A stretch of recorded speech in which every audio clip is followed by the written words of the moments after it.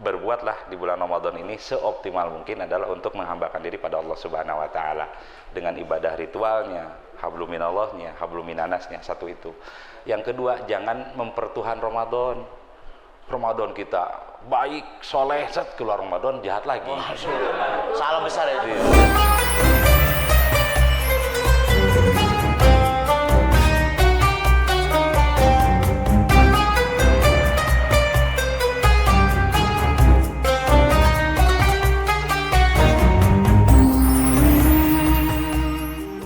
Assalamualaikum warahmatullahi wabarakatuh. Waalaikumsalam warahmatullahi wabarakatuh. Halo teman-teman semua, kembali lagi di Kultum Ramadan. Gimana nih kabar-kabar teman-teman semua? Pada sehat? Masyaallah.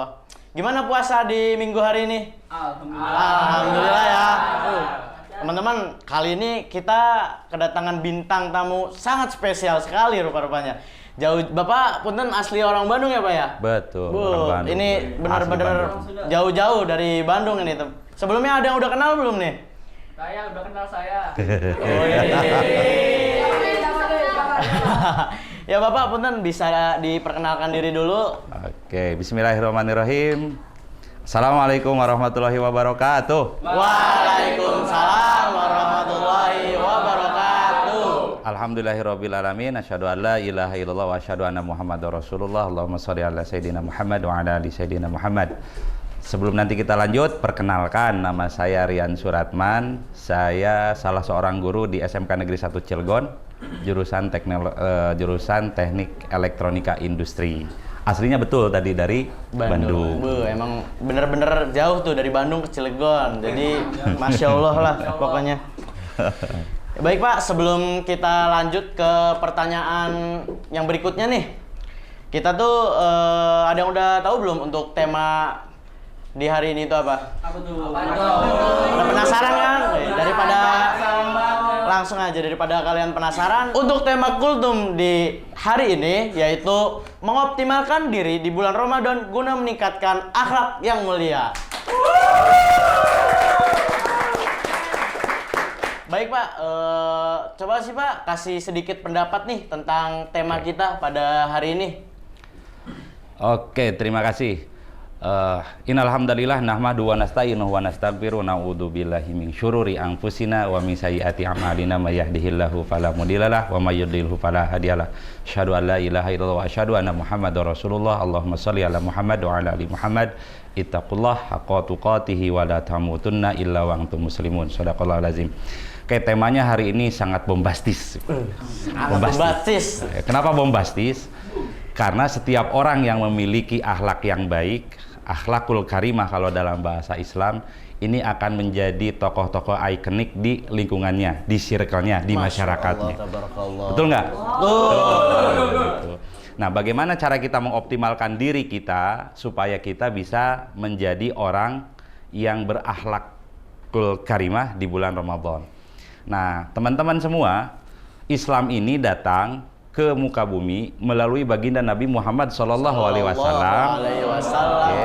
Tujuannya cuma satu, innama bu'istu liutami ma karimal akhlak. Sesungguhnya aku diturunkan ke dunia untuk menyempurnakan akhlak manusia. Masya Allah. Artinya begini, semua aktivitas ibadah yang dilakukan oleh baginda Nabi dan kita mencontoh kepada beliau itu adalah untuk menyempurnakan akhlak manusia. Baik akhlak kita kepada Allah, akhlak kita kepada agama, akhlak kita kepada sesama manusia, akhlak kita kepada makhluk-makhluk Allah, akhlak kita kepada seluruh alam raya ini. Bahkan termasuk mungkin kepada non-muslim sekalipun, kita harus mempunyai akhlak yang baik yang dicontohkan oleh baginda Nabi Sallallahu Alaihi Wasallam. Ya. Allah Subhanahu Wa Taala mengingatkan pada kita, misalnya begini, inna sholata tanha anil fahsai wal munkar. Sesungguhnya sholat itu bisa mencegah perbuatan fahsya, keji, dan mungkar. Ada perbedaan antara fahsya dan mungkar. Fahsya itu adalah perbuatan yang keji, di mana perbuatan ini menjijikan. Punten, misalnya seseorang yang melakukan jinah itu adalah fahsya. Seseorang yang melakukan pembunuhan itu fahsya, keji. Tapi kalau mungkar itu lebih umum. Misalnya semua orang menurut tatanan masyarakat itu tidak suka, baik muslim maupun tidak muslim. Misalnya orang yang sedang merokok di jalan, itu adalah perbuatan mungkar. Merokok di jalan nih, kita naik motor nih, di depan kita suka ada yang pakai ngerokok kan? Oh iya, asapnya. Nah, yang kayak gitu tuh. Itu perbuatan mungkar itu. Mungkar sekali. Hati-hati. Orang yang makan ke kantin, siswa misalnya, ke kantin makan, sampah disimpan di mana, itu juga mungkar. Waduh. Hati-hati itu. Ada nggak nih di antara kalian? Alhamdulillah. Ya, alhamdulillah nggak ada. Nah, itu Aman. kalau masih ada yang begitu, itu sholatnya belum sampai pada derajat sholat yang baik. Gitu. Kenapa? Yaitu dia masih melakukan perbuatan mungkar. Atau mungkar yang lebih jauh, misalnya aktivitas pertemanan yang berlebihan. Pacaran misalnya. Wah, astagfirullah. Iya kan? Awas tuh, hati-hati nih di antara kalian. Awas Til, hati-hati di antara kalian masih pacaran atau apa. Bab pacaran mah relate kan ya? Iya. Pacaran misalnya yang berlebihan, berdua-duaan dan sebagainya kan gitu. Pak boleh nggak pacaran? Tergantung. Nah, itu kita pembahasannya lain lagi, itu panjang gitu ya. Tapi kalau kita sholatnya benar, maka Allah akan menjaga kita dari perbuatan fahsya dan mungkar. Itu sholat saja. Puasanya bagaimana? Allah Subhanahu wa Ta'ala mengkondisikan kita di bulan Ramadan untuk menahan lapar. Dan kita paham, menurut para ulama, salah satu yang bisa membangkitkan nafsu amarah itu adalah makanan yang kita makan. Makanan yang kita makan yang masuk ke dalam perut kita itu akan membangkitkan nafsu, amarah, syahwat dan sebagainya gitu ya. Sehingga Allah Subhanahu wa Ta'ala di bulan Ramadan itu mengkondisikan kita nih menahan lapar, sehingga nafsu, amarah, syahwat itu seperti dikekang. Jangankan iblis, nafsu kita pun dikekang oleh Allah Subhanahu wa Ta'ala. Artinya apa? Memungkinkan bagi kita untuk melaksanakan peribadatan yang jauh lebih khusyuk. Sehingga dengan peribadatan yang lebih khusyuk itu akan mencegah kita dari perbuatan keji dan mungkar. Sehingga di bulan Ramadan ini, marilah di awal ini kita mencoba untuk meningkatkan kualitas ibadah kita nih di bulan Ramadan. Ibadahnya apapun, banyak, mulai dari sholat, qiyam, siam tuh qiyamul lail ya, kalau sholat tarawih gitu ya. Siam, bulan saum kan pasti gitu, masa nggak saum? Sahur juga betul, sahur juga ibadah. Masih masuk ya Pak ya? Sahur itu ibadah. Dan jangan salah Mas, sahur, kamu setelah sahur, kita setelah sahur nih ya, punya waktu nih 10 menit menuju sholat subuh, kita habiskan dengan istighfar dan bersolawat kepada Nabi, itu luar biasa Mas. Digandakan sekali ya Pak ya? Itu zikir yang luar biasa. Istighfar, solawat, kita biasakan menjelang sholat subuh, setelah sahur jangan tidur lagi. Setelah sahur, setelah sholat subuh jangan tidur lagi, baca Al-Quran. Tilawatul Quran itu bisa menjaga kita sebagai zikir-zikir harian kita. Tadi disampaikan pada waktu ceramah, kebetulannya tadi ceramah ya. Betul. Coba 1 hari 1 juz di bulan Ramadan, bisa. Gimana nih kalian udah sampai berapa juz nih? Gitu ya. Jadi optimalisasi kita di bulan Ramadan supaya bisa mendapat kemuliaan akhlak adalah bagaimana optimalkan seluruh peribadatan di bulan Ramadan, di mana bulan Ramadan itu sudah dikondisikan oleh Allah segala sesuatunya bisa menunjang peribadatan kita. Itu sebagai pengantar mungkin. Masya Allah.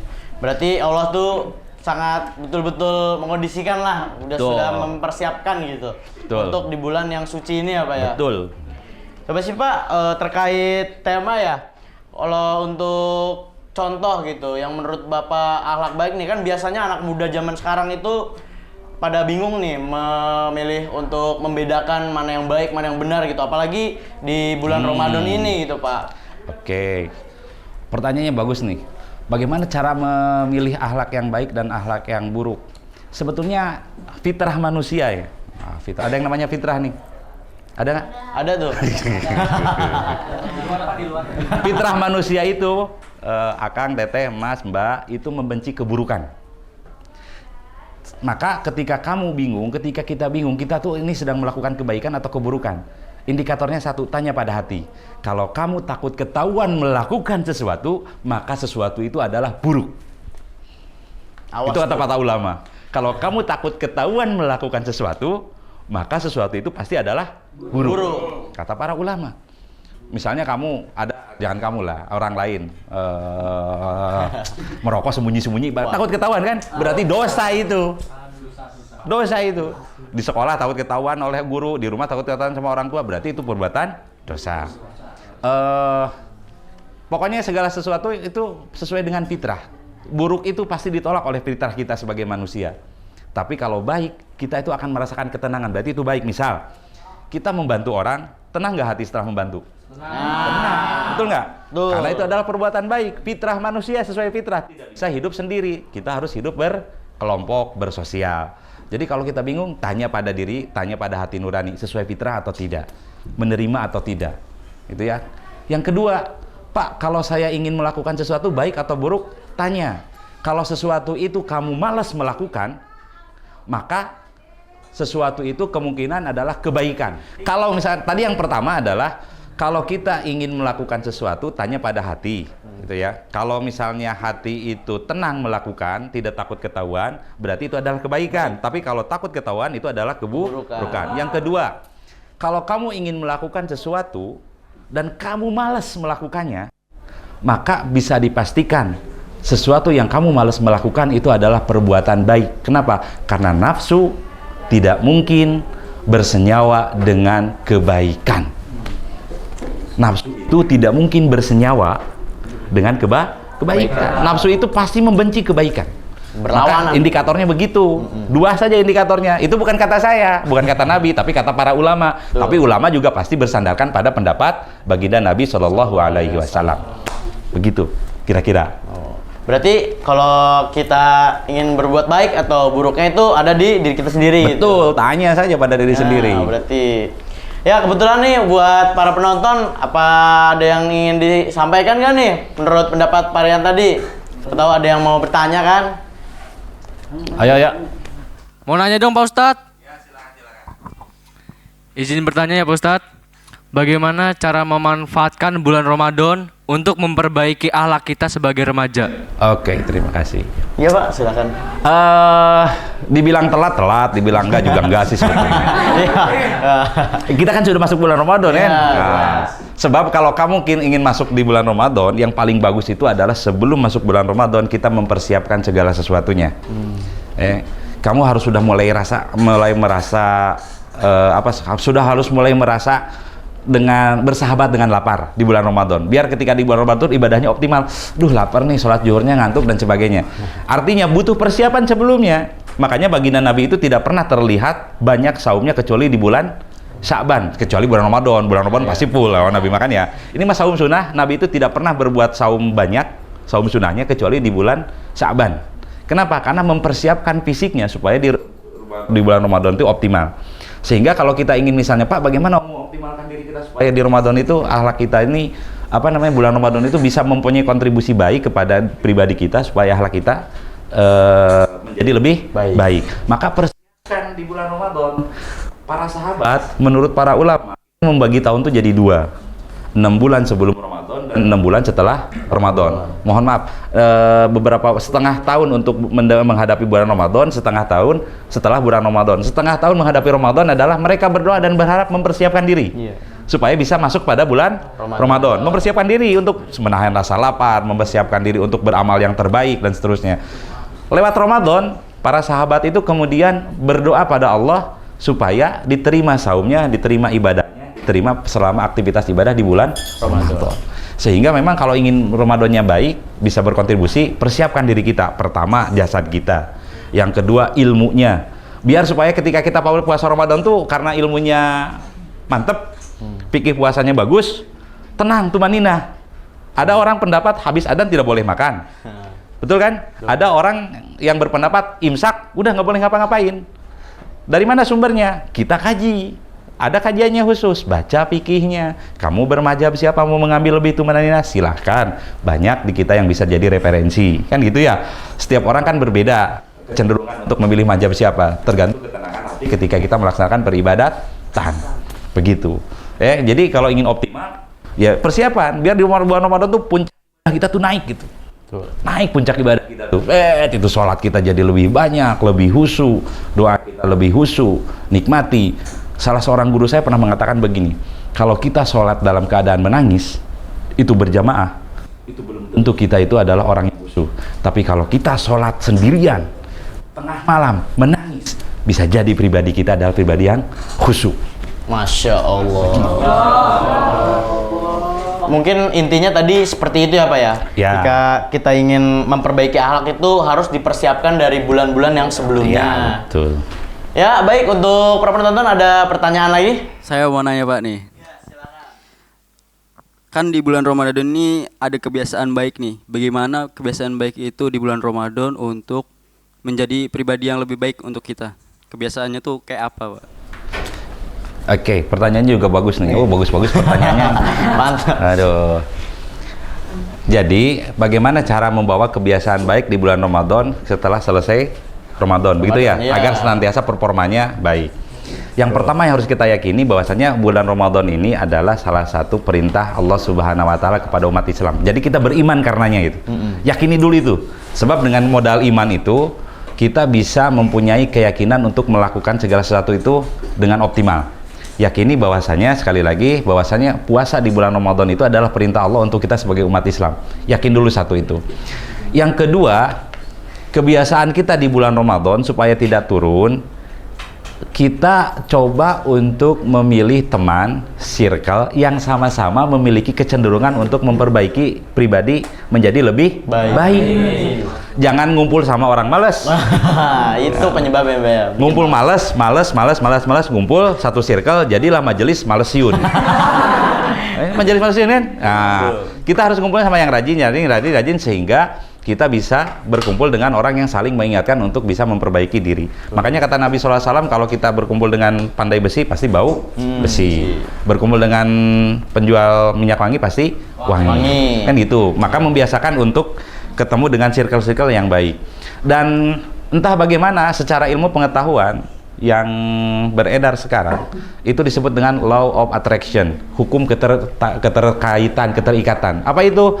Seseorang yang mempunyai kecenderungan A itu akan tertarik pada orang yang kecenderungan A dan berkumpul bersama mereka. Orang yang kecenderungan B berkumpul dengan mereka juga. Law of attraction. Kalau kita membiasakan diri kita baik, bukan kita menjadi orang baik, bukan. Karena menjadi orang baik itu standarnya sangat berat. Tapi berusaha untuk menjadi baik itu adalah kewajiban kita sebagai seorang muslim, sebagai seorang manusia. Ketika kita berusaha untuk menjadi baik, maka kita akan dipertemukan dengan circle-circle orang-orang yang mempunyai kecenderungan untuk menjadi lebih baik. Begitu cara menjaganya. Jadi mungkin tergantung pergaulannya ya. Iya, Kembali lagi. cari pergaulan yang bagus. Ya. Bukan berarti nggak boleh berteman dengan yang malas ya. Justru yang malas itu menjadi objek kita untuk mengajak dia menjadi baik. Jangan kita yang keajak mereka yang ngajak oleh kita gitu loh maksudnya. Bawah gitu ya Pak ya. Mungkin ada lagi yang ingin bertanya? Ya boleh. Izin bertanya Pak, bagaimana cara agar akhlak mulia yang dibentuk selama bulan Ramadan tetap bertahan setelah bulan suci Ramadan itu, Pak? Ya, bagus juga. Nah, salah satunya itu senantiasa berkumpul dengan orang-orang baik gitu ya, yang membiasakan berbahasa dengan yang santun dan seterusnya gitu. Kemudian yang utama tuh tadi meyakini bahwasanya akhlak itu adalah menjadi misi utama dan pertama baginda Nabi diutus ke dunia. Innama bu'istu liutami makarimal akhlak, menyempurnakan akhlak manusia. Kita beriman dengan itu. Apa-apa yang disampaikan oleh baginda Nabi SAW kita wajib mengimani sebagai seorang mukmin. Itu satu. Yang kedua, kita bahwasanya harus meyakini juga ketika menjadi orang yang baik itu lebih mudah untuk diterima di kalangan masyarakat, ya kan? Ya, betul. Di kalangan masyarakat itu bisa lebih baik gitu. Kita bisa punya banyak teman, kita bisa punya banyak saudara, kita ketika butuh bantuan enak untuk berbicara. Kenapa? Karena banyak teman.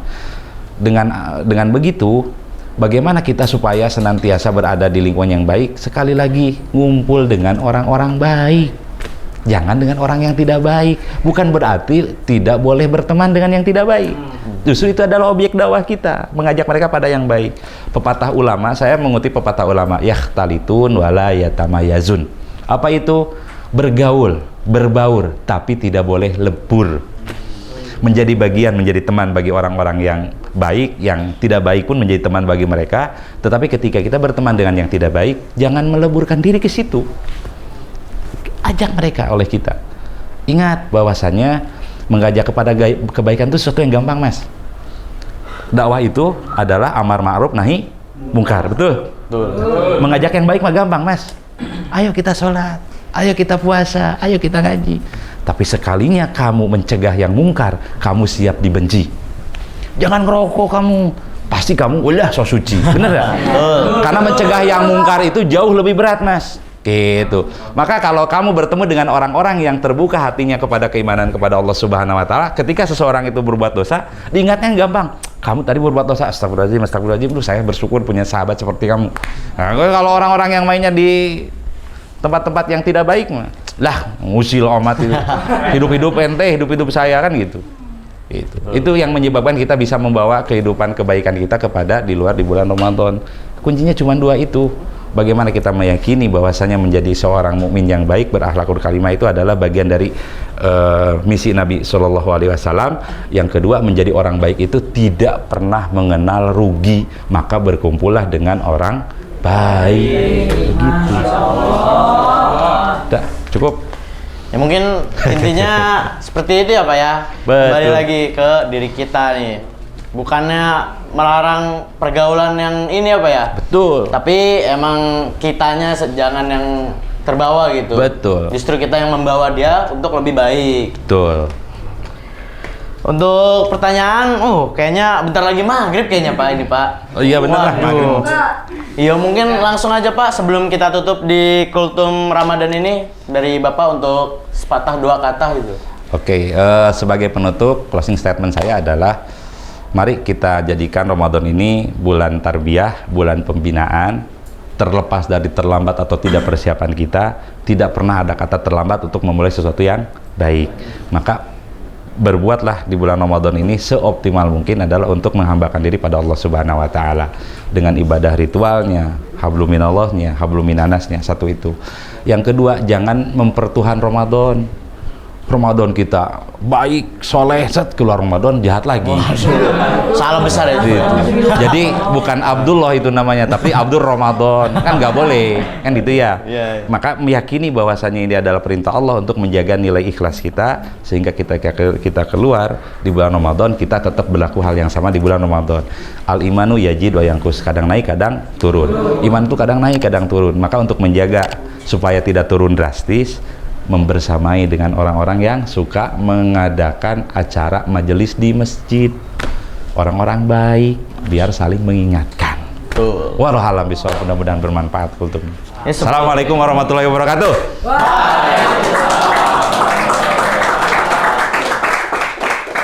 Ya baik Pak, kembali sebelum kita tutup nih, mungkin dari Pak Rian tadi sudah ya. Ya. Mungkin saya terima kasih karena Pak Rian telah menyempatkan waktunya, dan untuk para penonton saya juga berterima kasih. Tetap di Kultum Ramadan, sampai jumpa di episode selanjutnya. Wassalamualaikum warahmatullahi wabarakatuh.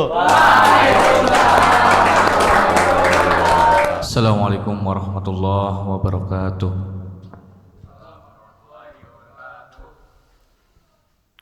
أعوذ بالله من الشيطان الرجيم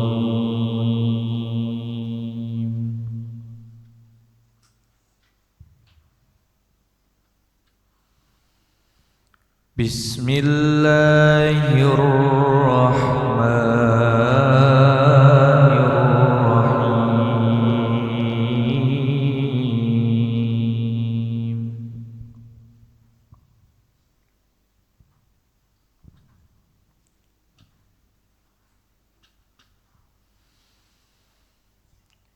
وَإِذْ أَخَذْنَا مِيثَاقَ بَنِي إِسْرَائِيلَ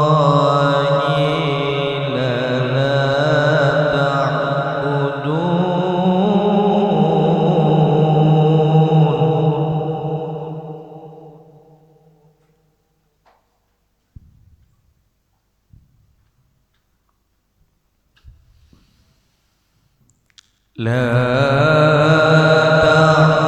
تعبدون إلا الله وبالوالدين إحسانا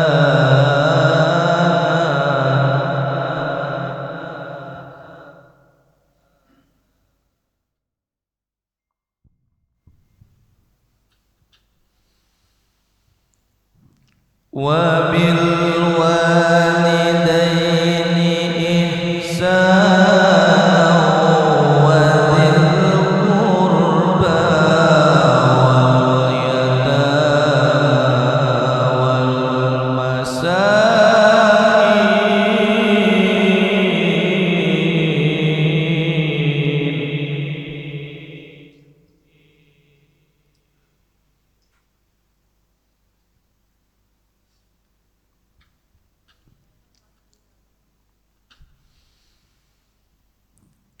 والمساكين وقولوا للناس حسنا وأقيموا الصلاة وآتوا الزكاة.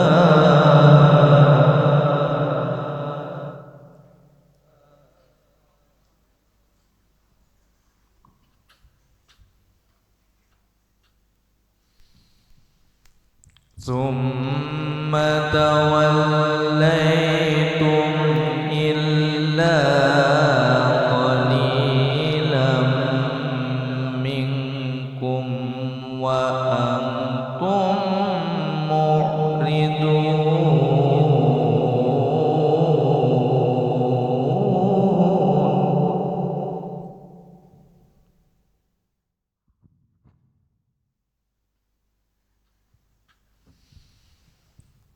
بسم الله الرحمن الرحيم.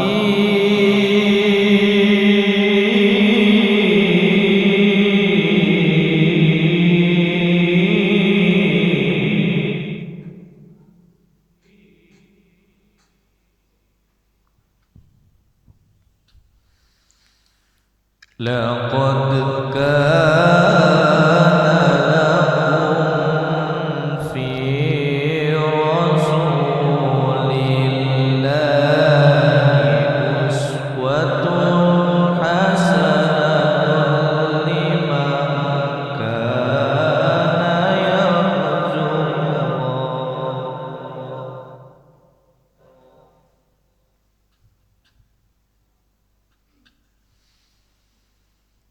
لمن كان يرجو الله واليوم الآخر وذكر الله كثيرا.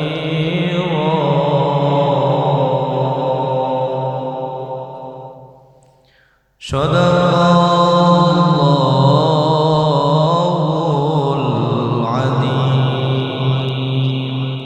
Assalamualaikum warahmatullahi